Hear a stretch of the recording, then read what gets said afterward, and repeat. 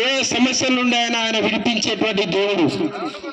అతి త్వరగా మన గ్రామంలో కానీ మన ఇండియాలో కానీ ఉన్నటువంటి ఒక్కడే ఒక లోకరక్షకుడు. భూమిని ఆకాశాన్ని సృష్టించినటువంటి దేవుడే ఆ లోకరక్షకుడు అని మేము నమ్ముచున్నాము. అంతేకాకుండా మనం ఏ ఇబ్బందులు ఉన్నటువంటి వారిని విడిపించడానికి ఆయన సర్వశక్తి గల దేవుడు. ఎందుకు అంటే ఆయన ఏమన్నాడంటే, యోహాను సువార్తలో ఏమన్నాడంటే, ఆది అందు వాక్యము నేను, వాక్యమే దేవుడై ఉండేను, నేను అతి త్వరగా రానై ఉన్నానని బైబిల్ గ్రంథం తెలియపరుస్తున్నాను. ఎందుకంటే మనం ఏ ఇబ్బందులు ఉన్నటువంటి వారిని విడిపించే దేవుడు, మనకు ఆత్మ కూడా ఆయన విడుదలిచ్చే దేవుడు. మనం రెండు రకాలుగా మనం ఆశీర్వదించబడాలి. ఇటు శరీరమునకు స్వస్థత కలుగుతుంది, ఇటు ఆత్మీయ కూడా రక్షణ అనేది దొరుకుతుంది. దేవుని బిడ్డలారు, మనకు రెండు కావాలి.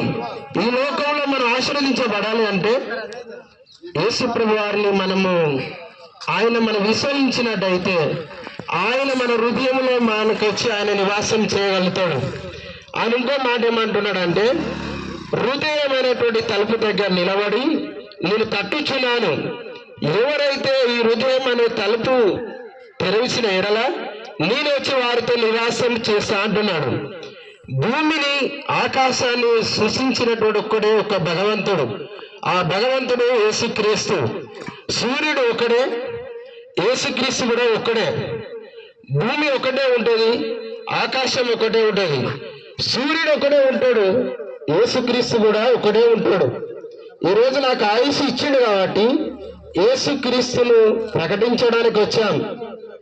ఏ వ్యక్తి అయినా మనము విశ్వసిస్తే చాలు, మన ఆచారాలు సాంప్రదాయాలు మార్చుకోవాల్సినటువంటి అవసరము మనకు లేదు.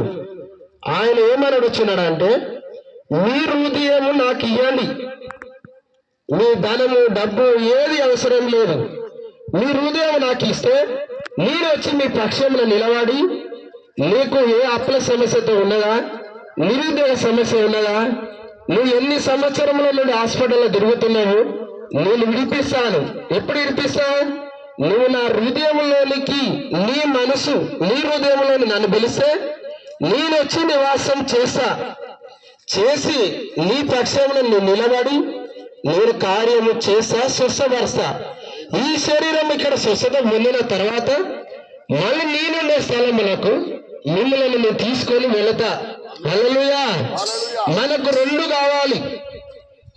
ఏంటి కావాలి? ఈ లోకములో ఆశీర్వాదం కావాలి, స్వస్థత కావాలి, ఆర్థికంగా ఇబ్బందుల నుండి విడుదల పొందాలి.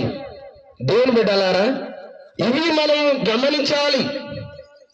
సాంప్రదాయాలు మార్చుకోవడానికి కాదు, హృదయంలోనికి ఆయన చేర్చుకుంటే సరిపోతుంది. మనసులో తెలుసుకుంటే ఆయన వచ్చి నిలబడతాడు. గాలి అంటే ఒకటే ఉన్నది, ఆ గాలికి పేరు అనేది ఒక గాలి అనేది సృష్టించబడ్డది. అది చేసింది ఎవరు? యేసుక్రీస్తు.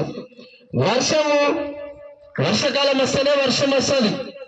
ఈ విధమైనటువంటి ఎన్నో సృష్టి చేసినటువంటి ఆ భగవంతుడైనటువంటి యేసుక్రీస్తు గొప్పవాడు. ఆయనను విశ్వసించండి. ఈ గ్రామంలో దైవజనుడు ఫిలమోను అనే దైవజనుడు సమస్త పనులన్నిటినీ పెంటతో సమానాన్ని వ్యర్థం చేసుకొని దేవుని పరిచర్య చేస్తున్నాడు. ఎందుకొర చేస్తున్నాడు? గ్రామ ప్రజలు ఆశీర్వదించబడాలి, గ్రామంలో అనేకులు సువార్త పొందాలి, యేసు ప్రభు నిజమైన దేవుడని విశ్వసించాలి. హల్లెలూయా. అనేకులు రక్షణలోకి రావడానికే దేవజనుడు ఇంత ప్రయాసపడుతున్నాడు. ఎవరి కొరకు? ఆశీర్వాదము నీకొస్తుంది, దీవెనలు నీకొస్తాయి. మీరు ఆశీర్వదించబడితే మేమంతా అందరము సుఖ సంతోషాలతో ఉండాలని ప్రయాసపడుతున్నాడు. మీ మనసేపాల్ గాస్పాల్ నుండి ఈ సువార్త దండయాత్ర పెట్టడం జరుగుతున్నది. మేమింత భారము కలిగి ఇన్ని డబ్బులు ఖర్చు పెట్టి ప్రయాసపడడం సువార్త దేని కొరకంటే అనేకులు రక్షణలోనికి రావాలి, విడుదల పొందాలి. అది కొరకై సువార్త దండయాత్ర. దయచేసి గ్రామ బిడ్డలందరూ, గ్రామ సహోదరులందరూ మీరు విశ్వసించి దేవుని మహిమను చూడాలండి. మనుషులను నమ్ముకుంటే వ్యర్థమే, నువ్వు ఎవరిని నమ్మినా వ్యర్థమే, కానీ యేసు క్రీస్తును నమ్మాలి.